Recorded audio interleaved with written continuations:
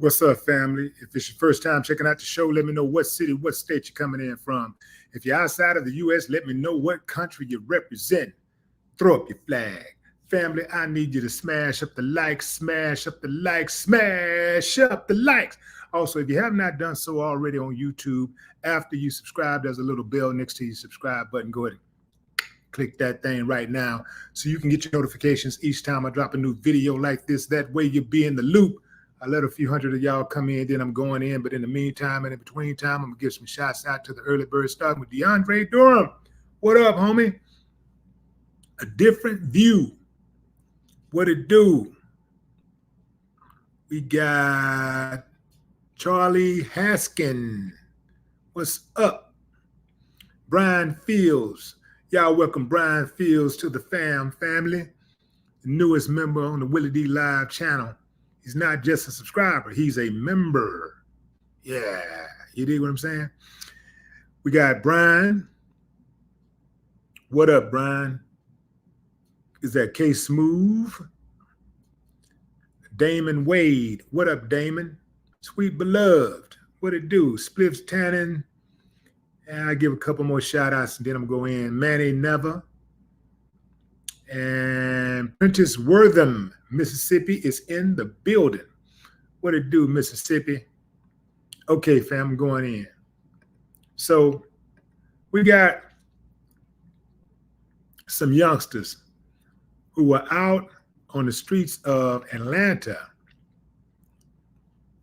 They were working. They wasn't stealing, they wasn't robbing, they wasn't killing. They were working, selling water. They wasn't selling drugs, they were selling water. And a school bus of kids passed by laughing. I want y'all to stick with me, fam, because I'm going somewhere. I'm going to tell y'all a story, something that happened to me personally, and hopefully I'll help somebody. In fact, I know I'm going to help somebody with this story I'm going to tell in a moment. But these guys are out on the street selling water, and school bus passed by and these guys start taunting them. The students start taunting them, filming them, laughing. They selling water. So one of the guys pull out some money. I don't know what kind of money it was. It was too far away to see the money. But there's a link in the description if you want to watch the video. It's on my Instagram channel. It's only 10 seconds long, so you can literally just click on it and come right back. If you want to just have the benefit of watching the video itself, it's just 10 seconds long. But eventually, the guy up in the front that's outside of the bus with the short afro, he goes to the back of the bus to open the door. And that's where the video cuts off.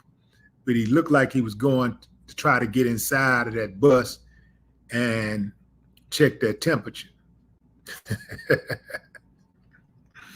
Now, I wanted to cover this story, fam, because to some people, this might seem insignificant. But this story is a big deal because it happens frequently where you have people who look down on other people who have jobs that they think is beneath them. Oftentimes, what's funny about that is that person who has that job that the person thinks is beneath them is making more money than that person who's looking down on them. In fact, sometimes the person who's looking down ain't making no money. They ain't getting no money. They ain't got two nickels to rub together, but they got the nerve to look down on somebody who's working to earn an honest living. Think about that, fam. And I'm going to tell you something else. Never look down on another human being unless you're reaching to pick them up. Because life got a way of humbling you, baby. See, these youngsters who are on the school bus, they're still caught up in the dumb rules of society, what goes on. I mean, they're caught up really in adolescent rules. What's cool, what's not. They're still being cared for by their parents. They got a roof over their head provided by their parents. The very phone that they're holding, trying to film these guys on to put them on blast, is being paid for by their parents. The clothes on their backs, the shoes on their feet are provided by their families. The food that go into their bellies are provided by their families, by their mothers and fathers. If not for their parents, they ain't got jack. The only thing they're responsible for is their character. That's the only thing they can take credit for, is their character. And they can't even do that because their character is rotten to the core.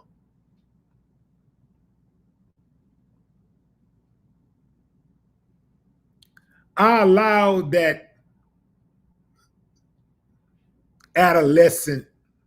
adolescent rules to affect me at one point.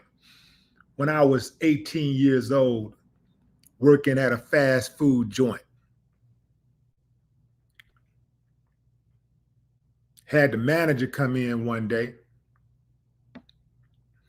The regional manager comes in, and she's a little old bitty, small woman, little black chick. She comes in throwing her weight around, throwing her little 98 pounds around, telling folks what to do. We ain't never seen her before. I only had been working there for 2 months. But she comes in, throwing her weight around, tells me to go check the lobby. I'm a cook. You know, y'all understand what I'm saying, fam? Let me explain something to you. I was a cook, a professional cook. Really, I'm being humble about this. I really was a chef. You know what I'm saying? I was a chef because I was, I had the 10-10-10 down, man. That's the secret recipe. I swore the secrets. I would never tell what that recipe is and how they make that chicken taste so good. I ain't gonna tell y'all how they did it, or how we did it.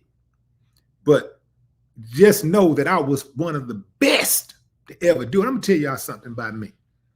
It don't matter what I'm doing. It don't matter how trivial it may seem, how insignificant it may seem. If I do something, I'm going to try to do it to the best of my ability. I'm going to try to be the best at doing it. I take pride in my work. So I was the best. I was the coldest Kentucky Fried Chicken chef south of the border. Or should I say north of the border. In any event, I was cold-blooded. But she come bring her old raggedy self in, bossing people around, tell me, go. Now, keep in mind, fam, I ain't never went out to clean the lobby because that ain't what I do. I cook. I don't go out, sweep floors, and I don't wash dishes. I cook. I got a specialty. Professional, man. So anyway, she tells me to check the lobby. And I'm like, that ain't my job. And then she tells me to go check the parking lot. To check the parking lot, that ain't what I do. Now, mind you, school is about to let out. And I know that some of my so-called friends, but at least my classmates and schoolmates are on that bus, that city bus that's coming, that Metro 77 Liberty. Anybody in H-Town know, you live on the north side, you know about that 77 Liberty. Hell, you live on the south side because it go to the south side too. But anyway, 77 Liberty is coming around about that same time. She asking me to check the parking lot. So I'm putting up a fight. I'm like, nah, I'm not going out there. She tells me, you either go out there and clean that parking lot, or you can go find yourself another job. Family, let me paint the picture crystal clear. I do not want to go outside and check that parking lot because I fear that my schoolmates and a couple buddies gonna see me cleaning the parking lot and look down on me. They're gonna talk about me. So I remain defiant. I go inside of the freezer, grab me one of those chocolate puddings. I grab my gym bag and I put that inside of my gym bag. This is my gym bag for boxing. This is when I was boxing in the amateurs. So after that, I go up to the front and put like 20 pieces of chicken inside of a bucket. Mixed, original and crispy. Got me some biscuits in there. Then I made me one of those large strawberry sodas. I don't even know if they have those cups anymore, but it was a super large cup. I made a big old large, extra large helping of strawberry soda.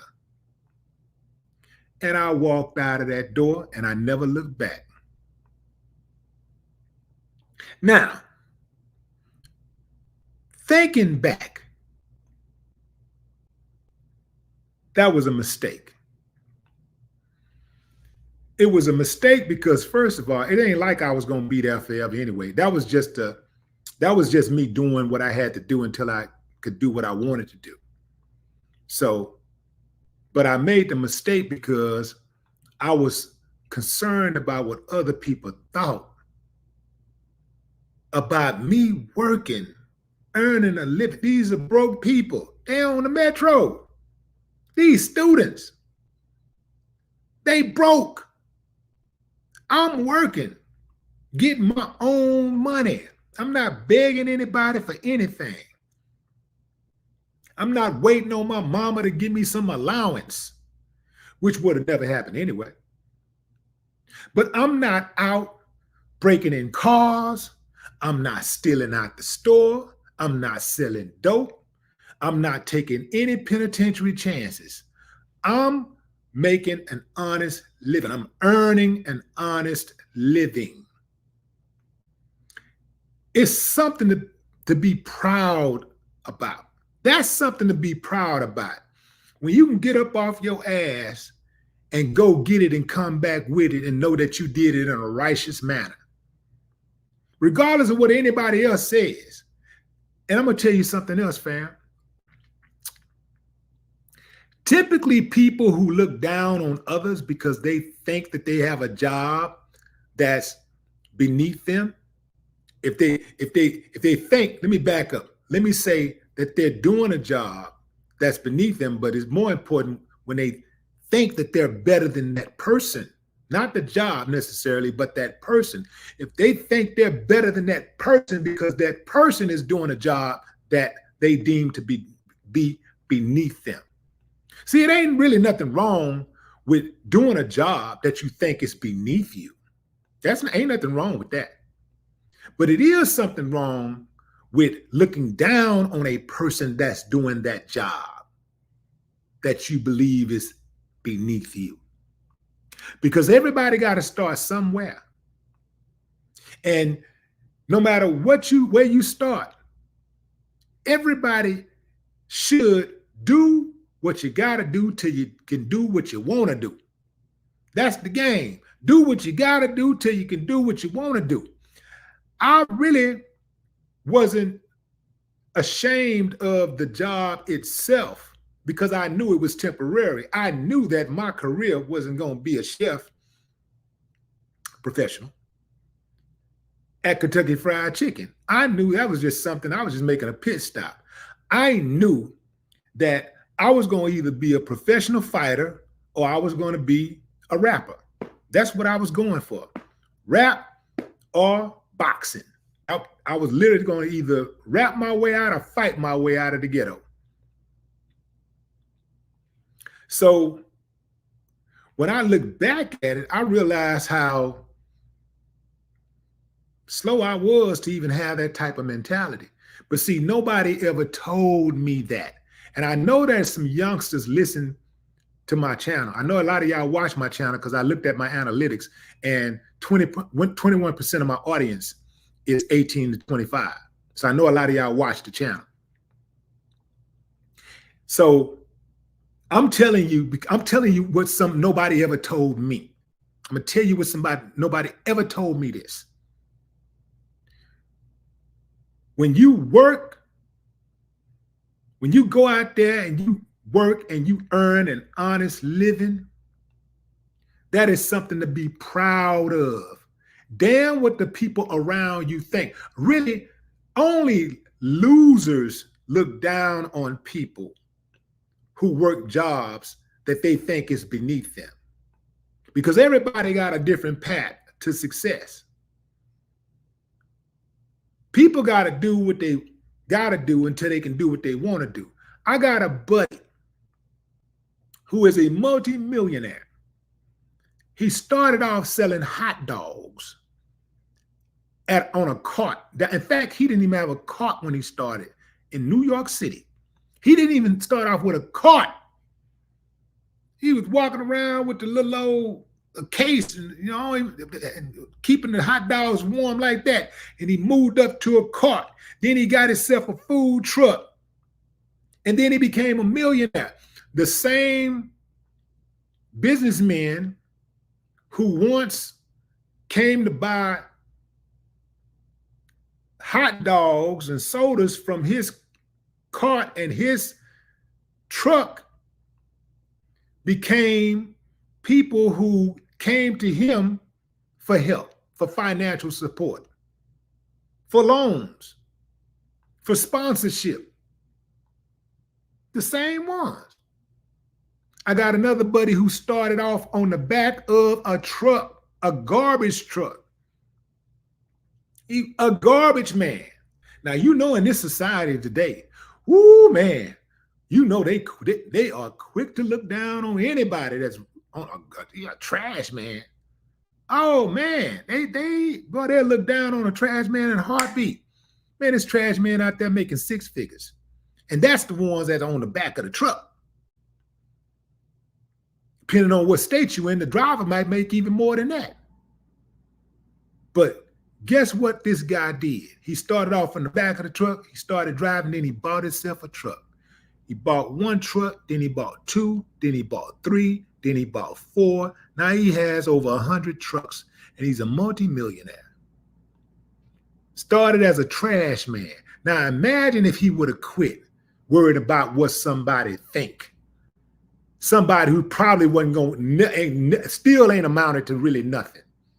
Probably still working for somebody else. Probably still ain't living the life that they really want to live. Imagine what would have happened to him if he had stopped because what they thought.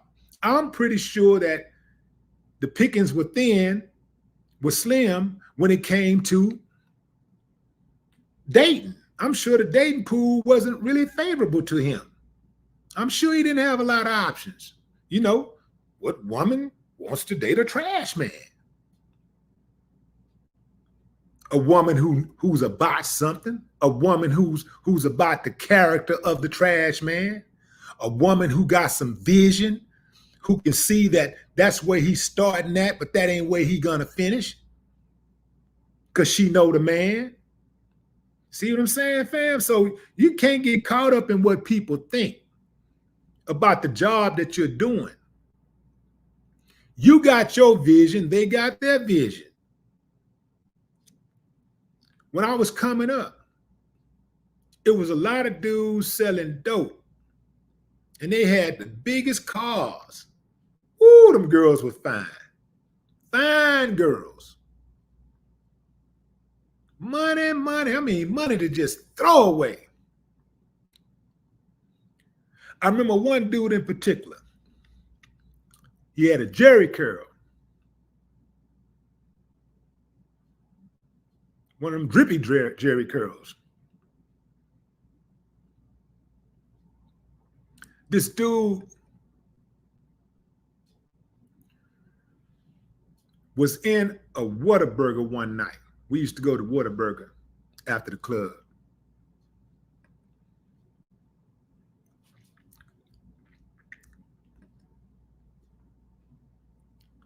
He was sitting at a table with this girl.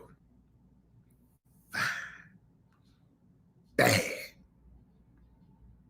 He wasn't really an ugly dude, but he wasn't really easy on the eyes either. He just,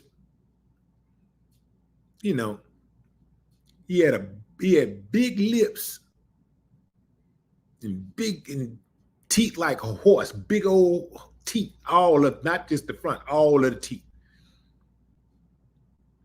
Old juicy Jerry curl.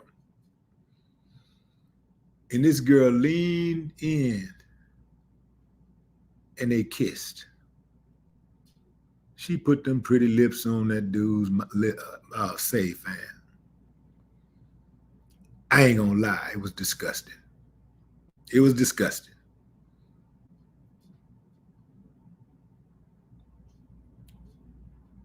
I don't know if I guess I was hating a little bit. I was hating a little bit. But I didn't hate on him like I wanted to hurt him. I didn't hate on him like I wanted to take his money or his particular girl.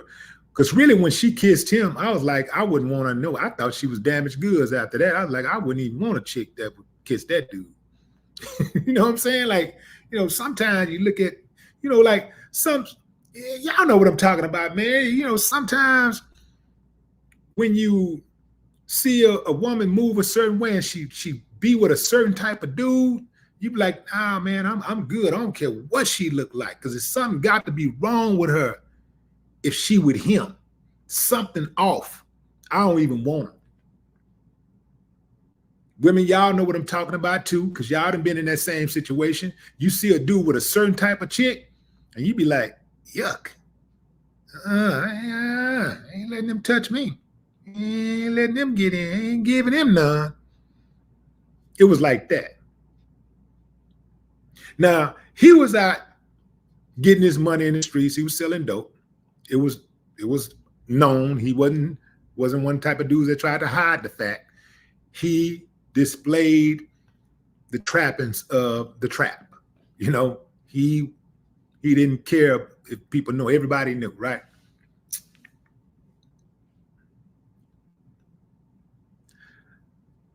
I didn't want to do that, what he was doing to get to the cars and the girls and the money. I didn't want to do that because I knew that lifestyle was temporary. You know how I knew? Because I had data. I had years of data already that showed me all the people that I knew, almost every single person I knew who was selling drugs either ended up in the penitentiary, dead, or wasting a bunch of years, lost to their family, losing their children, losing their woman. At the end of the day, you don't get the woman and you lose your children on a spiritual level. They may still be alive. You may still be alive or whatever, and you may get to see them or whatever, but the connection is not there because you didn't raise them. Somebody else did. Another man raised your children. You don't want that. You do not want that. You do not want another man to raise your children. And I don't even see how some dudes could be so comfortable with it. It would have eaten me alive if some other dude was raising my kids and doing what I'm supposed to be doing, taking them back and forth to school, filming their first walk in the store looking for one thing and see some, shopping, grabbing stuff for the babies, like coaching, teaching, guiding, helping them with their homework, protecting them, giving them game about life, paying for their schooling, investing in their future. Man, I would feel inadequate as a man if I allowed another man to do that. I would feel less than a man. So you don't want that. Get in where you fit in. Whatever you can do, just keep that in mind. Do what you gotta do till you can do what you wanna do. That's how you get to the bag, and that's how you get to it. That's because the name of the game is to play to stay.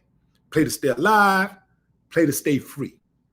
Play to stay alive, play to stay free. That's the name of the game. Some of y'all are enamored with gangsters. Well, the biggest gangsters don't go to jail. If they do, it's very, very seldom, but I'm talking about the very biggest gangsters. They don't go to jail. They don't get taken away from their families. They don't lose 20, 30, 40. They don't give that type of time to the state. No, that ain't how it go. I don't want to be a gangster. I'm cool. I'm cool. Y'all can have it. I like this freedom thing. I like this living thing. I like that. That's air, oxygen. I like that. Breathing this oxygen beats lying up in a mortuary with a wire cut in your chest any day. Lying out on the street like a dog, bleeding out. Nah, I'm good over here. Going into the comments. Mario Morgan, what it do? What's up, Nick Thomas? Sandra D. Miss Jazzy is in the building. What's up, Miss Jazzy? Angela Datanak. Angela Datanak, what up? Solomon Wise. Derek Mallory. Annatrice Whitley. Ooh, that's a cold name right there. Annatrice. Cass.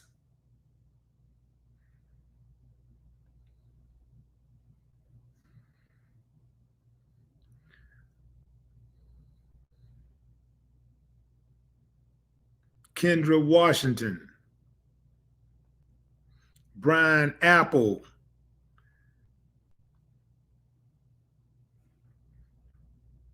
Bird Air Bird, what's up? SC. Washington showing a little love. Washington, D.C.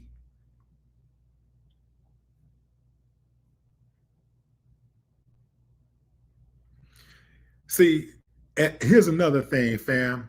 Those kids that were on that bus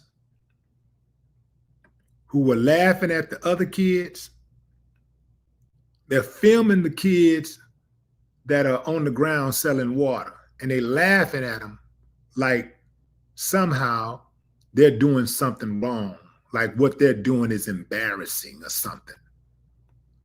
But really, they don't even understand that they're so slow that they don't understand that their behavior is what's embarrassing. And you can only wonder who raised them, because I can guarantee you that's where it comes from. I can guarantee you that if I had a child that was on that bus that was behaving in something in that type, that was participating in that type of behavior, it would be his last time participating in that type of behavior, because I didn't raise mine like that.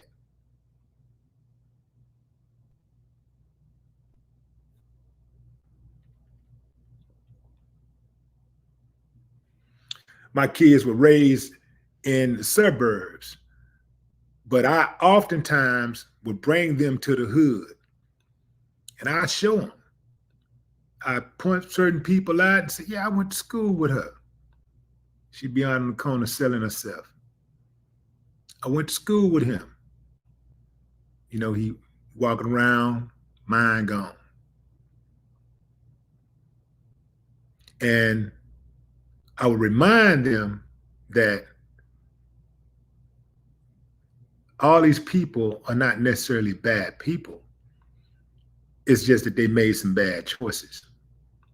And something like this could happen to you. If you go through a rough patch, something like this could happen to you. You make some wrong choices. You make a few wrong choices, you can find yourself in the same situation. Because life has a way of humbling you. How many people listening to me right now have found yourself in a situation that you thought was beneath you before you was in that situation? And even when you was in that situation, you were like, damn, I can't believe I'm doing this. I can't believe I'm in this situation. It was something that you always looked down on. You said, never, never. And you found yourself doing it. You found yourself in it. That's how life is. That's my time, fam. I appreciate y'all joining the live. Until next time, enjoy the rest of your morning, afternoon, or evening, wherever you are in the world. And salute to those young men who were out there on the streets of Atlanta selling that water, because they could have been doing a whole lot worse. No more talk.